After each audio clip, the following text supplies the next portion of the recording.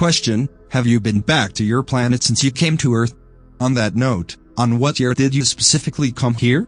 Answer: we feel you have extenuated your energy at this point in time, so we will rely on short answers for the most part. We advise only doing one experiment at a time. Doing several at once, like now, may really hinder the process. But, no, I haven't been back to my planet since I came here.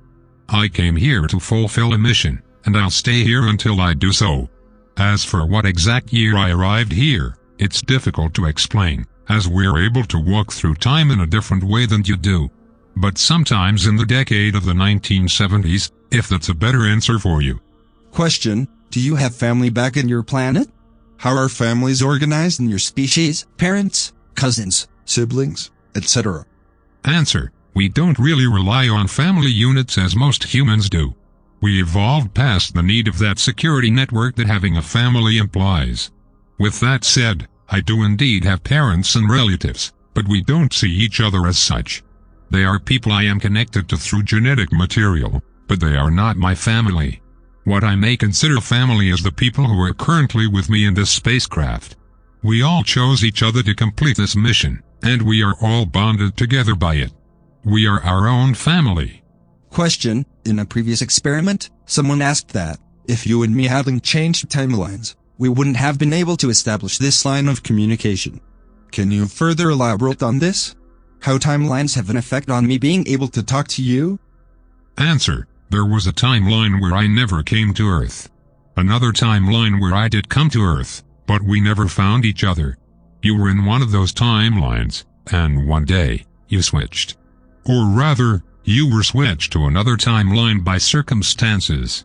And you landed on the timeline where I was here above your planet, and that I found out you were a previous incarnation of myself, when I used to be a human being. And because you were lead to start these communication experiments, since you and I have the same soul, we managed to establish this link and talk to each other. That's how all that worked out. Question: you said before that the current pandemic will be resolved in the upcoming month, and that we shouldn't live in fear because of it. Some people are saying this whole thing is a hoax, designed to impose totalitarian control on people. What can you say about all this? Answer: some people high in power will undoubtedly try to take advantage of the current situation as they always do, that is all, but this wasn't a conspiracy created by any of them. They just fell, or rather, stumbled into it. They saw that being able to order people to stay at home and follow what in any other circumstances may have been considered totalitarian rules, served some of their purposes, and so they took the chance to enact some rules on them. But that is all. The situation is not a hoax, but that doesn't mean that some people will not take advantage of it for their own purposes. Question: you also mentioned something worse that will happen in the future, and that the current pandemic would be a way to get prepared for that farther event. Can you tell me more about this future event? Is it going to be another type of pandemic, or a different situation altogether? Answer: as we have said before, predictions never work out properly because the constantly evolving nature of things. But the fact that this pandemic took place now, it would indicate to us that probably this is the timeline where something much worse, or rather, much bigger, takes place in the future. We can't really tell you what it is without risking your own permanence in the current timeline, but we can say that what is happening now is just a test of what will happen in the future. That's why you need to be much better prepared after this pandemic happens for what is coming next. Question: I have been avoiding talking about this, but your life is a game theory, I believe, lines up very much with the simulation theory many people have brought up in recent years. They say we are living in a really advanced computer simulation.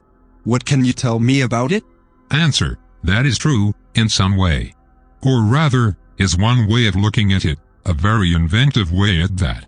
Yes, we are all in a simulation, but is not run by computers or anything like that. We are the simulation, we are not in it. It's one of those things that I can't fully explain to you at your current level of consciousness. But if it helps, much of the notions coming from computer simulations, algorithms, programming, coding, etc. can indeed apply to what existence actually is. Question: could you give me a time frame for when the current game is going to be over? You have, more or less, said the game is actually over, but that the problem is that the groups that lost the game refuses to leave, and they are the ones causing most of the problems in the planet today. When can we expect these people to be fully gone, so whatever has to happen next can finally take place? Answer: we can't really give you a time frame for that. We can tell you it's not gonna be that much further in time, and indeed will happen sooner rather than later. But no, many things are taking place right now, as it's been the case for years, so depending on time frames is not something we're doing at the moment. We wait and observe. Question: I asked you about the circle in a previous experiment, but you seem to have dodged the question. What is it, and why do you refer to it as such? Answer: the circle is the group of aliens currently hovering above your planet. Our spaceships are lined up in a circle formation. That's really all there is to that name. Question: will we have alien disclosure on Earth in my lifetime? I may have asked this before, but even then, I'd like an update on this answer. Answer: yes, but you may need to be in a relatively close group of people to get access to that knowledge.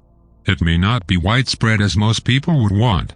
You need to understand that not everyone on the planet is ready to accept the existence of aliens, so, in order to protect their mental integrity, they probably will never be told that in their timelines.